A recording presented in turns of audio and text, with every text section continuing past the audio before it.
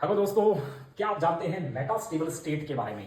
ये टर्म आपने कई बार देखा होगा और ये आपको कई बार परेशान करती है। क्या है ये मेटास्टेबल स्टेट?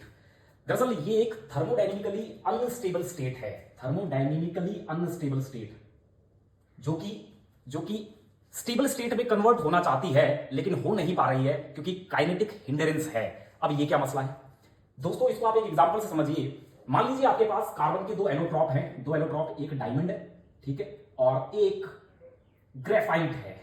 तो फिर अगर मैं रूम टेम्परेचर की और रूम प्रेशर की बात करूं, वन एटमॉस्फेरिक प्रेशर और रूम टेम्परेचर की बात करूं, तो मोर स्टेबल कौन है? जिसकी मोलर गिब्स फ्री एनर्जी कम होगी, और रूम टेम्परेचर पे इस ग्रेफाइट की मोलर गिब्स फ्री एनर्जी बेहद कम होती है डायमंड के रिस्पेक्ट में। तो फिर होना क्या चाहिए? होना तो ये चाहिए कि रूम टेम्परेचर पे जितना भी डायमंड है वो सारा कन्वर्ट हो जाना चाहिए ग्रेफाइट में। लेकिन क्या ऐसा होता है? क्या नहीं होता दोस्तों। क्यों नहीं हो रहा है? क्योंकि दरअसल डायमंड जो है ना, डायमंड में अगर आप देखेंगे तो कार्बन एटम 4 और कार्बन एटम से जुड़ा हुआ है टेट्राहेड्रली।